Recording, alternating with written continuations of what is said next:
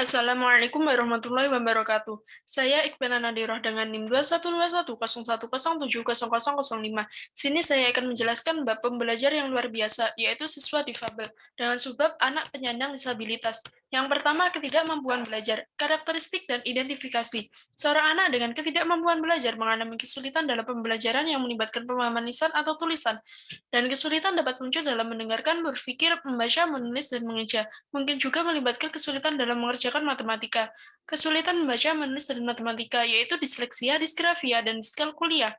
Penyebab dan strategi intervensi. Ketidakmampuan belajar cenderung terjadi karena faktor genetik, dan kemungkinan juga disebabkan oleh masalah selama perkembangan atau sebelum kelahiran. Yang kedua, kelainan kurang perhatian dan hiperaktif. Karakteristik. ADHD adalah ketidakmampuan di mana anak-anak secara konsisten menunjukkan satu atau lebih karakteristik selama periode waktu.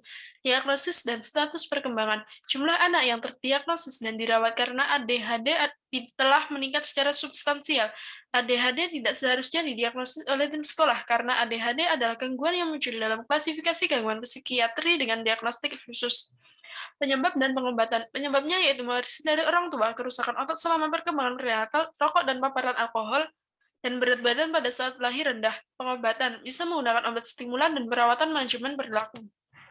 Yang ketiga, keterbelakangan mental. Keterbelakangan mental adalah suatu kondisi dengan kondisi awal sebelum usia 18 tahun yang melibatkan kecerdasan rendah dan kesulitan dalam beradaptasi dengan kehidupan sehari-hari. Klasifikasi dan jenis keterbelakangan mental. Klasifikasi keterbelakangan mental berdasarkan IQ ada 4 jenis, yaitu ringan, sedang, berat, dan sangat berat.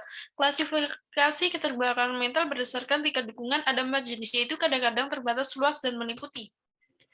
Faktor yang menyebabkan keterbelakangan mental. Yang pertama, faktor genetik. Bentuk keterbelakangan mental yang sering diidentifikasi adalah Down syndrome yang ditularkan secara genetik. Yang kedua, kerusakan otak dan faktor lingkungan. Kerusakan otak dapat diakibatkan dari berbagai infeksi dan bahaya lingkungan. Yang keempat, gangguan fisik. Gangguan fisik ada dua, gangguan ortopedi dan gangguan kejang. Gangguan ortopedi. Anak-anak dengan gangguan ortopedi menderita gerakan terbatas atau kurangnya kontrol dari gerakan karena masalah otot, tulang, atau sendi. Gangguan kejang. Gangguan kejang yang paling umum adalah epilepsi. Epilepsi adalah gangguan neurologis yang ditandai dengan serangan sensori motor berulang. Yang kelima, gangguan sensori. Gangguan sensori ada dua, gangguan penglihatan dan gangguan pendengaran. Gangguan penglihatan, sebagian kecil siswa memiliki masalah penglihatan sangat serius dan tergolong tunanetra. Kategori ini termasuk siswa yang memiliki low vision dan siswa yang buta. Gangguan pendengaran. Gangguan pendengaran dapat membuat belajar menjadi sulit bagi anak-anak.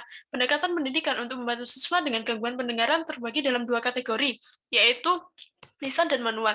Terima kasih, sekian dari saya, kurang lebihnya mohon maaf. Wassalamualaikum warahmatullahi wabarakatuh.